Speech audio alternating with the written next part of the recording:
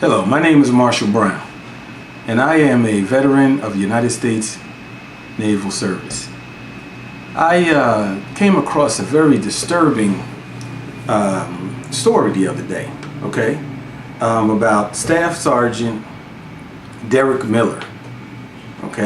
Apparently he was stationed over in Afghanistan, and he observed an individual which turned out to be an enemy combatant who had breached their perimeter, came into their defensive perimeter, and he was alerted by one of his men that they had seen this person the day before at one of the checkpoints.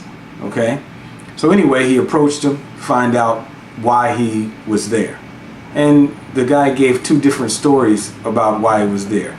I was here to fix this, and then I was here to fix that, changed the story what he was going to fix. Anyway, this gave him an alert. So he went and spoke to his superior officer, and they told him, okay, go and apprehend, this person, find out what's going on. And so he did. Now, while he was bringing this person back, come to find out that as he was questioning him, he started struggling, and they start struggling over his weapon.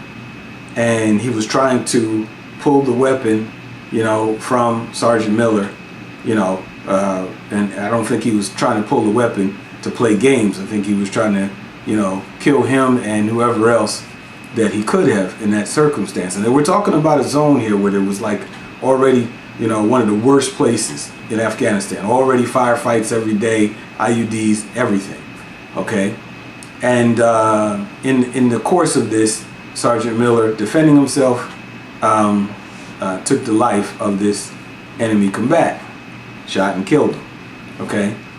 Now, and then as a result of that, he was court-martialed, and he's spending a life sentence now in Leavenworth. Now, that's just crazy. My position is this. A lot of people don't know this.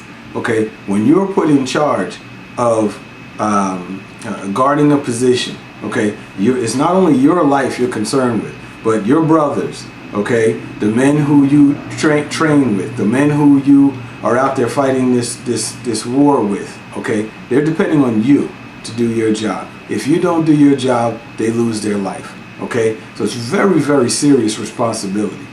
This man was fulfilling his responsibility to his unit, to the United States of America, to his family. And for him to be now serving a life sentence, people don't realize the military justice system is different from the civilian justice system. There's no grand juries. There's no, it's a different circumstance.